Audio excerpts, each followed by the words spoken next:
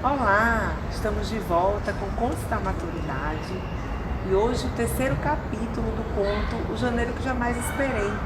A história do seu Mauro, lembram?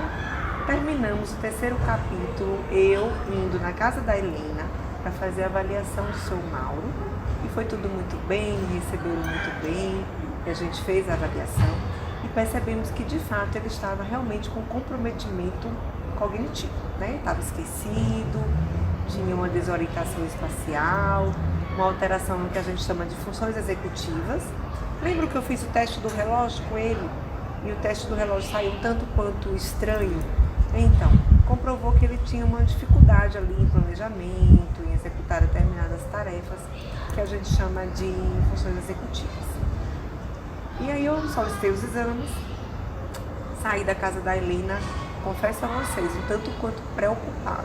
Gente, eu fiquei pensando, meu Deus, o senhor, nessa idade, mora sozinho em São Paulo, né, sem família perto, tem a sua autonomia, o seu dinheiro, ele mesmo que administrava as suas contas. Uma pessoa que não permitia que a família, né, digamos, que não permitia que a família se intrometesse na sua vida. E agora, como é que seria? Precisaria que a família fosse bem firme, né? Precisaria que a família invadisse um pouco essa privacidade do seu mal, fosse muito firme.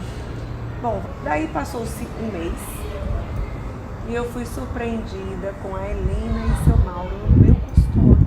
Estavam lá os dois, fizeram os exames e me trouxeram os resultados. Poxa, que legal, gente. Olha, eu fiquei assim super feliz com a Helena. A Helena mostrou que era firme. Na verdade, a Helena mostrou quanto amava o seu pai, né? E quanto estava preocupada com ele. E aí eu bato palmas para a Helena, como eu bati palmas para o Fernando lá do Conto da Edith. Espero que você também seja um filho desse jeito, né? Que tiver que gastar energia para o bem do seu pai e da sua mãe, aí você faz, claro, afinal de contas, foi o que eles fizeram por você. E assim foi a Helena, né? Ela disse que teve um pouco de dificuldade para convencer a ele de fazer os exames. E eu acredito que sim, porque quando você tem um comprometimento cognitivo, você perde um pouco a sua capacidade de julgar, sua capacidade de compreender o que está acontecendo com você. Então ele achava que não tinha nada, que ele não tinha problema nenhum, por que ele deveria fazer os exames? Mas ela, com todo o seu jeitinho carinhoso de falar, dizer que estava preocupada, que gostaria que ele fizesse, ele o fez. Bom, olhei os exames de laboratório, não encontrei nenhuma alteração metabólica, nenhuma hipovitaminose, nenhuma sorologia positiva, porque nós sabemos que comprometimento cognitivo tem causas que a gente chama de reversíveis, uma infecção do sistema nervoso central, uma alteração de vitamina, alteração do hormônio tireoide, entre outras causas.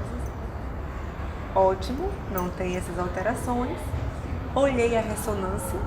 Na ressonância, o que a gente observou? Tinha uma redução do tamanho das regiões temporais do cérebro, principalmente do hipocampo. Hipocampo é a parte do cérebro que transforma a memória de curto prazo em memória de longo prazo. Então, o hipocampo estava reduzido, isso já ligou o sinal de alerta, né? É comum isso acontecer na doença de Alzheimer. Também observamos bastante lesões vasculares, a substância branca.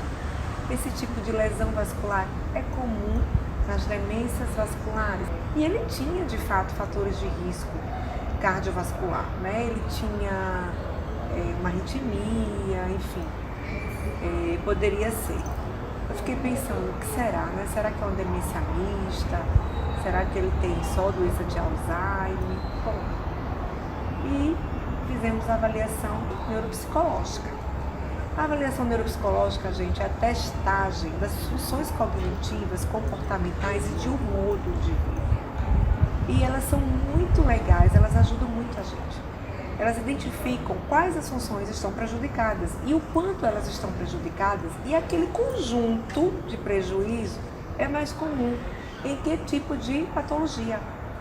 Daí, a avaliação neuropsicológica mostrou que ele realmente tinha um transtorno neurocognitivo maior, ou seja, ele tinha realmente um quadro demencial e que possivelmente aquela demência era uma demência mista, Alzheimer vascular, justamente o que eu estava suspeitando. E agora? Agora nós temos que sentar e organizar a vida do seu Mauro. Então, eu passei o diagnóstico, seu Mauro, eu preciso que o senhor entenda que as suas funções mentais superiores, memória, capacidade de planejar, de organizar, sua linguagem, estão prejudicadas e que isso pode lhe atrapalhar bastante no seu dia a dia. Então nós precisamos organizar a sua vida. Ele, pois não, doutora, ele foi muito simpático, a Helena estava tanto quanto tensa, eu imagino, nem imaginava na hora o quanto tensa ela estava.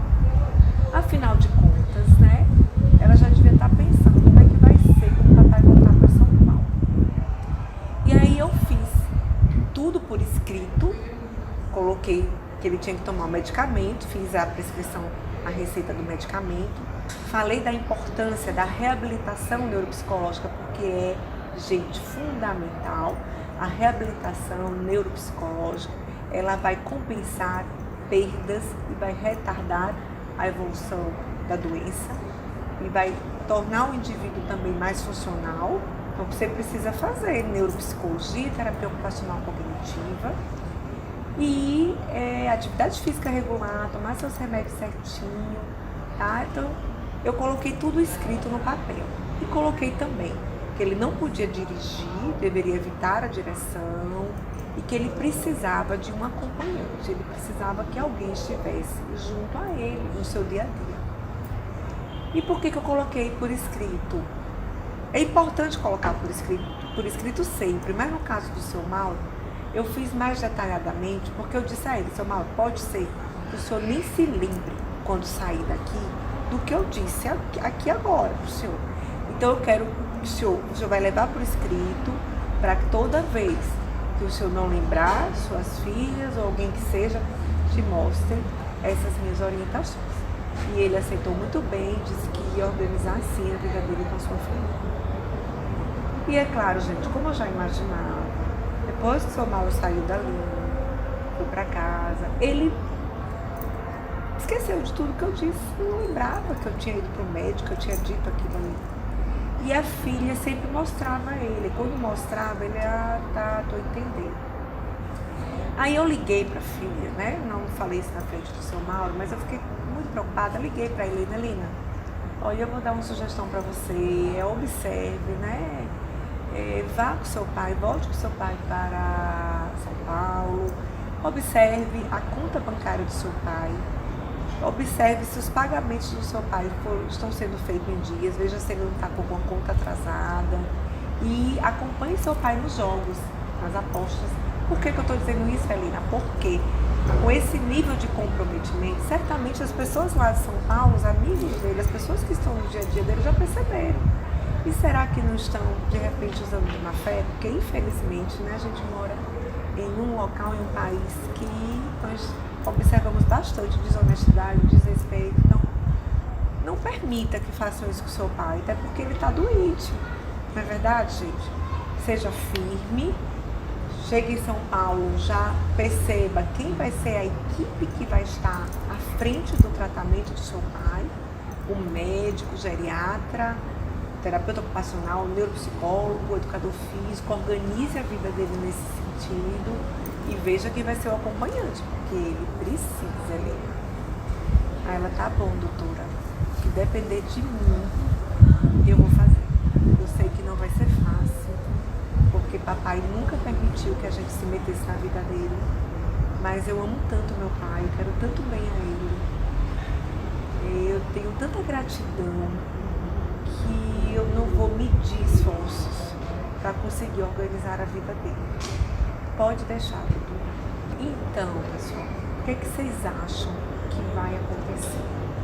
Vamos descobrir juntos no próximo capítulo, nesse mesmo dia, neste mesmo local.